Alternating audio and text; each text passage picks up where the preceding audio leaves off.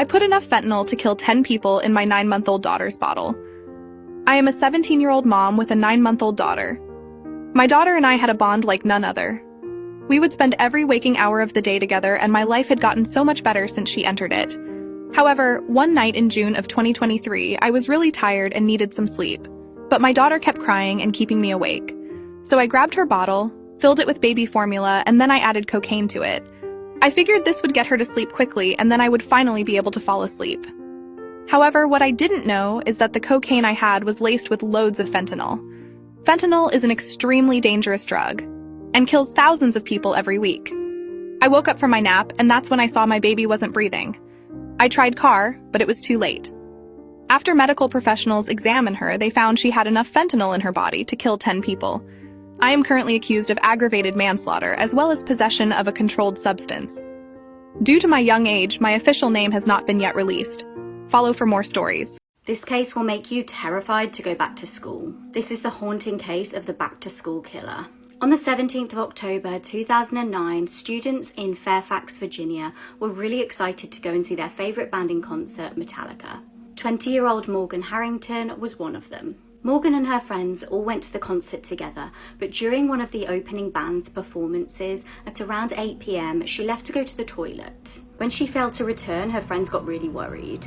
They managed to ring Morgan, who told them that she'd accidentally ended up outside of the venue and security wouldn't let her back in. She reassured her friends that she would probably just try and get a lift home, and the concert went on. After the show, it was clear that nobody knew where Morgan was or could get hold of her, so they reported her missing. Police started hunting for her, and then they made a terrifying discovery. Her mobile phone was found in a nearby car park and the battery had been removed. This was obviously a huge red flag. Witnesses reported seeing Morgan that evening by a nearby taxi rank looking quite drunk. The band Metallica even helped out and did a video appeal for help from the public. Another worrying discovery was made in November when people found Morgan's t-shirt in bushes near the campus. The case seemed to grind to a halt until January 2010 when a local farmer tragically found Morgan's body on some of his land. The police at this point were also testing the DNA on Morgan's t-shirt. This showed that the DNA from an unknown person on the t-shirt was a match to somebody who had attacked somebody in Fairfax in 2005. However, police still didn't know who that person was, and Morgan's case went cold. That was until another hideous crime. In the early hours of September the 13th, 2014, 18-year-old Hannah Graham was lost in Charlottesville. She was a sophomore at the University of Virginia. She texted her friend to try and get some help after getting lost after attending an off-campus party. Similar to Morgan's case, when Hannah failed to turn up to class, she was reported missing. Luckily, Hannah was captured by quite a lot of CCTV. Horrifyingly though, in one of the pieces of footage, you can clearly see a man start to follow her. He was a very tall man with either braids or dreadlocks. Women around the same area that evening also reported seeing this man acting inappropriately with women. Earlier in the evening, he'd been asked to leave a bar because of this, and then the women noticed that this same man had his arm around the girl that we now know is Hannah. These girls decided to follow the pair as they just had a gut feeling that something was wrong. They actually tried to intervene and tell the man to back off from the drunk student, but he was quite intimidating. He actually ended up taking Hannah to another bar and buying her drinks. Later, other witnesses said that they saw Hannah buy an orange car, apparently telling the driver that she was not going to get in the car. That was the last time she was seen alive. Police managed to identify the driver of the car and the man obviously who was following the student as 32-year-old Jesse Matthew Jr. Infuriatingly, over an 11-month period, he had actually been investigated for allegations of art at multiple universities. He was never prosecuted, and he was actually able to just simply leave those universities after each incident. Now, interestingly, Jesse actually drove a taxi. If you remember back to Morgan's case, she had disappeared while at a taxi rank. After being interviewed by police, Jesse frustratingly managed to get away. He sped out of the police station and escaped. He was plastered all over the news, and luckily a woman at a beach in Texas spotted him. She ended up calling police to report this, but they really didn't take her seriously at first, and she ended up having to call several times. After she literally had to beg them to show up, Jesse was eventually arrested. Police were able to link him to the attack in Fairfax in 2005 and also to Morgan's murder. A month later, Hannah's body was found just 5 miles from where Morgan was found. He was eventually sentenced to 3 life terms for the attack in 2005 and then given 4 life terms for the murders of Hannah and Morgan. In 2019, interestingly, he was actually diagnosed with stage 4 colon cancer, and I can't seem to find an update as to whether he's still alive. Please take this case as a warning to be extra vigilant and always stay with your friends on nights out. In an ideal world, we wouldn't have to do this, but obviously women are vulnerable, so please do keep a lookout for anyone looking vulnerable and walking on their own. This woman is every parent's worst nightmare. This is the case of the babysitter from hell. It was February 1980 and the Johnson family needed a babysitter. They had a 2-year-old called Cassidy and set about looking for someone to take care of her. They'd previously used a woman called Christine Falling before, so reached out for her again to babysit. Now, on the night in question, when the Johnsons got home, Christine told them some terrible news. Cassidy had become unwell and fallen out of her cot. They rushed the child to hospital, but unfortunately Cassidy would tragically pass away. Her cause of death was ruled as encephalitis or brain inflammation. Now, 2 doctors had opposing opinions on the death. One said that they felt that it was a death of natural causes, but the second doctor passed on their suspicions to police. Police did interview Christine, but they found no evidence of foul play, so she was released. She ended up moving to Florida just weeks later. In May 1980, in Lakeland, Florida, emergency services received a call. A 4-year-old boy had stopped breathing. Tragically, paramedics were unable to save little Jeffrey Davis, who was being babysat by Christine. The death was listed as a result of a viral infection. 3 days later, 2-year-old Joseph Spring, the cousin of deceased little Jeffrey, was in need of a babysitter. His parents needed someone to look after him while they attended Jeffrey's funeral. In a shocking turn of events, Joseph passed away that day as a result of the same viral infection. The year after this, Christine moved to Perry. She ended up getting a job as a housekeeper for 77-year-old William Swindle. Now, on her first day on the job, she told emergency services that she found him collapsed and unresponsive on the kitchen floor. He was pronounced dead in hospital and an autopsy wasn't done. He was just believed to have simply died from a heart attack. By this point, Christine had experienced an awful lot of death in her various employments. A few weeks later, she ended up going to a vaccination appointment with her stepsister.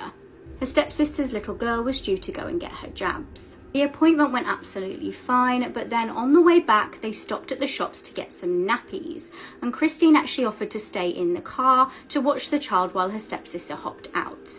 Shockingly, when she returned to the car, the little girl had stopped breathing. She was pronounced dead at the hospital and the death was thought to be a reaction to the vaccines. In June 1982, Christine was once again babysitting. This time it was for 9-week-old Travis Cook. As with most of the children in her care, Travis suddenly experienced respiratory distress. He ended up spending a week in hospital, but luckily survived and came home. However, Travis's parents, tragically completely unaware of Christine's role in their son's illness, asked Christine to babysit once again. When the parents returned home, this time, according to Christine, Travis had suddenly died. However, luckily an autopsy was done and showed that Travis died from suffocation. Immediately, Christine was arrested and began to admit to her crimes. Christine's upbringing was thought to be unstable. She was epileptic, she suffered from learning disabilities and also suffered with seizures. She would display fits of anger and, trigger warning here, relating to animals. She had a fascination with torturing cats. She was apparently subjected to physical and abuse growing up. It's reported that while growing up she displayed symptoms of Munchausen syndrome, where someone will fake their own illnesses essentially. She claimed that she learned how to suffocate via the TV and claimed to have heard voices telling her to kill. In 1982, she got 2 life sentences. She later admitted to killing William Swindle too and was denied parole, and as far as I can see, she remains behind bars. Do you remember Brooke Houts, the YouTuber who made her YouTube channel about her dog and how much she loved her dog, and then accidentally uploaded footage of her abusing her dog to YouTube? Well, if you don't, let's go back in time because I remember this happening and this was disturbing. So, to the world, Brooke wanted to seem like a dog mama. She wanted people online to believe that she loved her dog Sphinx, that she would do anything for her dog, and more than anything, she wanted views and clicks. She wanted to be a successful YouTuber. She posted these vlogs all the time about her hanging out with her dog in her house, taking the dog on walks. And from the outside looking in, it really did look like she loved her dog.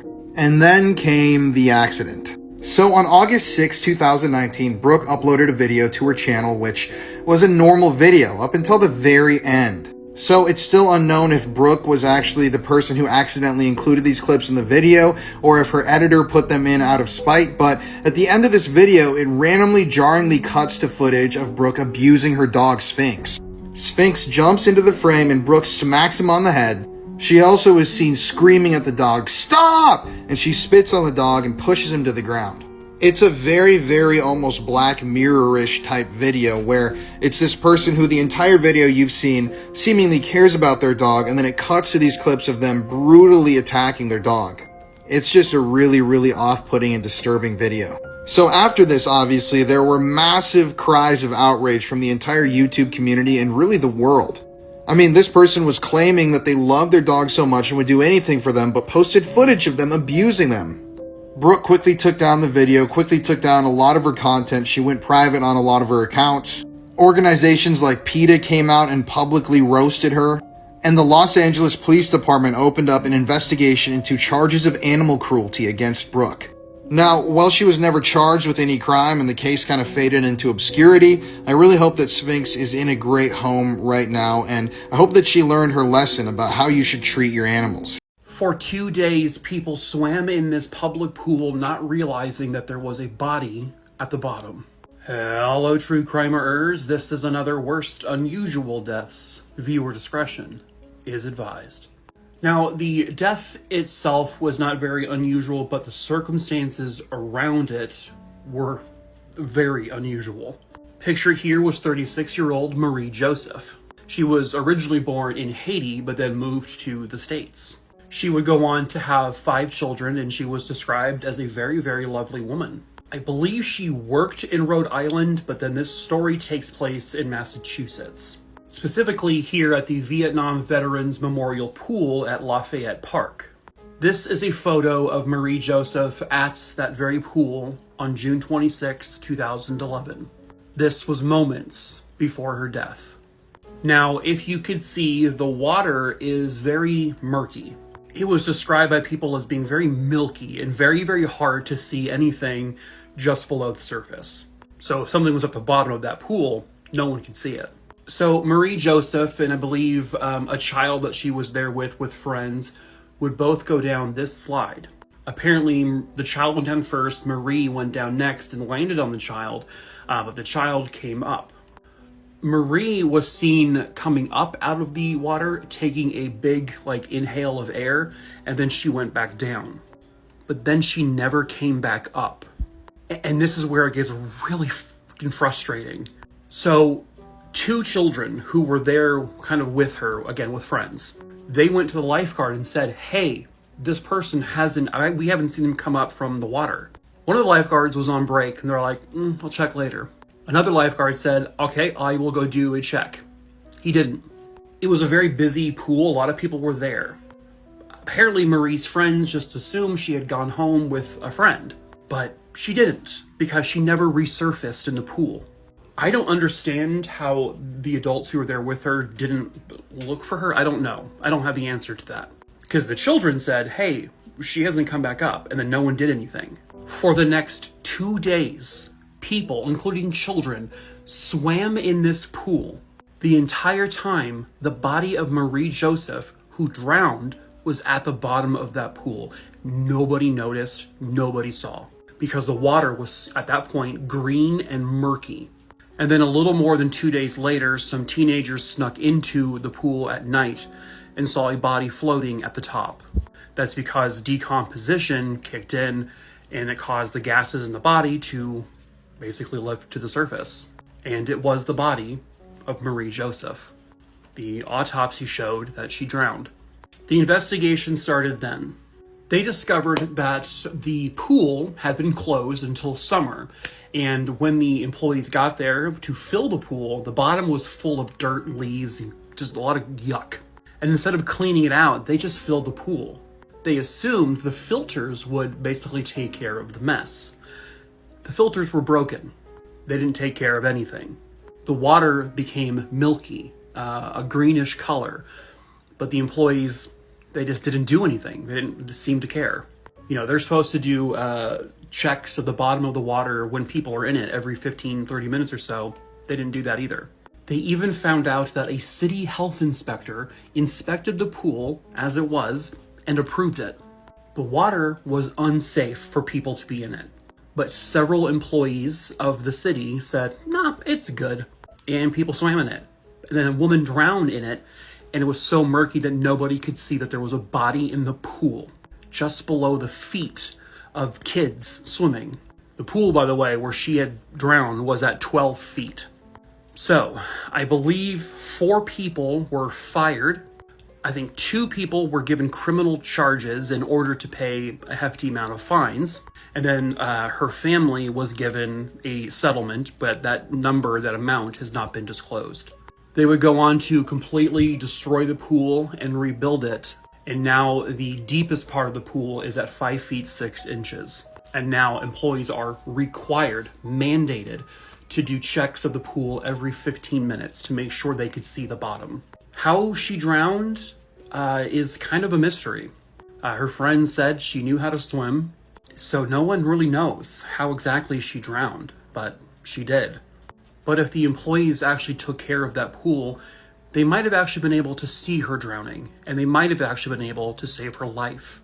That's basically negligent homicide, in my opinion. Involuntary manslaughter, I don't know, but Maria Joseph did not deserve to go out this way.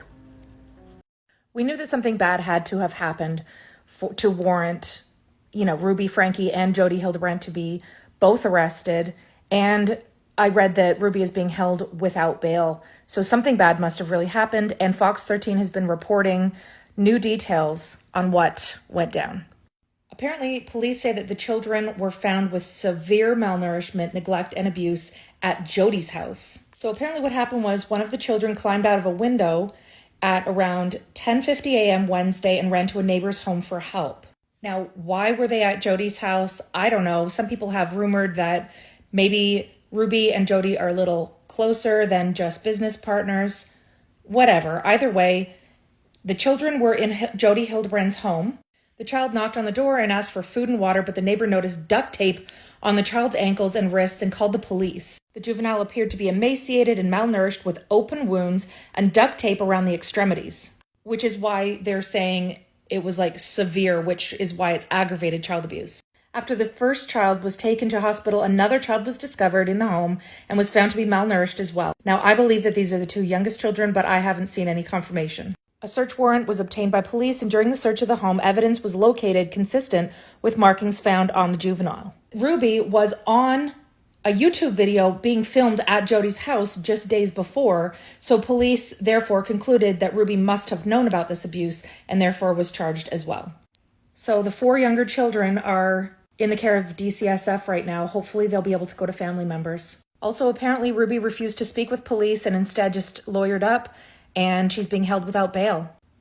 A lot of people are wondering, who is Jodi Hildebrandt and what has she got to do with the Franke family? Jodi is 54 years old. She's a therapist, a life coach, an author, and she's the founder and the creator of Connections Classroom, which is basically a course that she's set up. It involves the Facebook group called Moms of Truth, which I was temporarily in until I was kicked out. I was kind of doing it as being a mole. She also has the Connections YouTube channel where they make lots and lots of videos about, advice for parenting and life coach things. Ruby and her husband, Kevin Franke, became involved with Connections about 2 years ago, I believe, when they were involved with the marriage counseling part. They were taking the classes and the videos were all being made with those 2 as part of it. Ruby then became obsessed with it and actually partnered up with Jodi. And about a year ago, the 2 of them were like a duo as the main Connections team, giving advice to moms, really damaging advice and lots of problematic beliefs that they've got. Ruby had finished with her family vlogging at that point and really just focused on Connections only. And then Kevin Franke sort of separated himself from Connections, stopped doing that, and he ended up getting a divorce and moving in with Chad. I think that Ruby Franke's actions and her beliefs became even more extreme when she became really involved with Jodi. A little over a year ago, I did this video about Jodi Hildebrandt and some of her controversial past and things that had happened. So I'll play that now. Keep in mind that this was over a year ago that I made this video. So Jodi Hildebrandt is Ruby Franke's partner in crime, so to speak. Her person that she does Connections with and gives all this amazing parenting advice with. Jodi is a counselor, a therapist, and back in 2012, she was suspended because she claims to be like a corn addiction therapist, if you catch my drift. And she got reprimanded by the state for discussing a patient without his permission. She was discussing his problems with the LDS church leaders as well as leaders from Brigham Young University. She was put on probation and she was at danger of losing her license as a clinical mental health counselor because she violated his privacy. And people say that she was blackmailing him because John Doe, they call him John Doe in all of the articles for obvious reasons, he started doing marriage counseling with Jodi, marriage counseling with his wife in 2008. But then he realized that he wasn't getting very much counseling and he didn't really agree with it. But then Jodi started saying that he had this corn addiction, which he denies, but anyways, even so, she began charging the couple like $1,200 to $2,000 monthly, so the bills became outrageous. And when John Doe attempted to question her counseling, she turned to blackmail, saying that if he didn't pay for the bills, then she would go around and tell everybody about this fictitious addiction. And she did tell the church officials and the BYU officials and started to unravel his personal life. But because she violated the state law by disclosing all of this information, which was classified or private, she was put on probation for 18 months. So everybody who's a fan of Ruby Franke and Jodi and Connections and all of that say, oh, that was in the past, no big deal, don't worry, she's moved on. But I don't know, it's kind of sketchy. Police say this is the house a young child escaped from and went to a neighbor's house asking for food and water. They said that child was severely malnourished along with another one they found inside the same home. Now, we talked to neighbors in this area and they said that they don't really know the homeowner of this home very well, but she's in business with a woman who has gained a huge following online with YouTube videos getting hundreds of thousands of views. So being a mom's a full-time job, but Popular Utah family vlogger Ruby Franke was arrested Wednesday.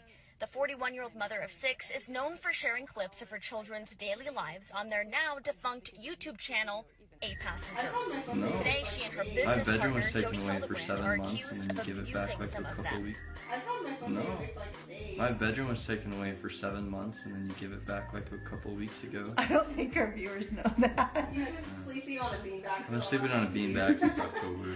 And they gave my room back like 2 weeks ago. Police say a clearly malnourished 12-year-old child crawled out of the window of Hildebrandt's Ivins area home. A neighbor called 911 when he showed up at their house asking for food and water. Officers say his wrists were duct taped. He had wounds from being tied up across his body. Investigators say they found a 10-year-old girl inside the same house who was also malnourished. Franke's family vlogs ended without a specific reason given. Franke now works for the Utah County company Connections along with Hildebrandt. It's described as a treatment program for those with mental health and addiction issues.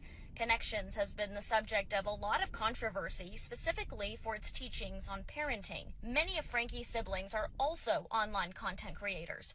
Her sisters released a social media statement saying, quote, Ruby was arrested, which needed to happen. Jodi was arrested, which needed to happen. The kids are now safe.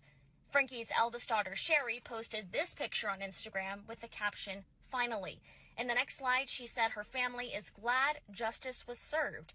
She wrote, quote, we've been trying to tell police and CPS for years about this, end quote. The Santa Clara Ivins Police Department did not provide an update on the children's condition. According to the Washington County Sheriff's Office, Franke is still in custody. At this point, we know the Santa Clara Ivins Police Department is working with the Springville Police Department on this case. We will continue to bring you updates as we get them, both down here in southern Utah and up in Utah County. Shelby Lofton, KSL 5 News.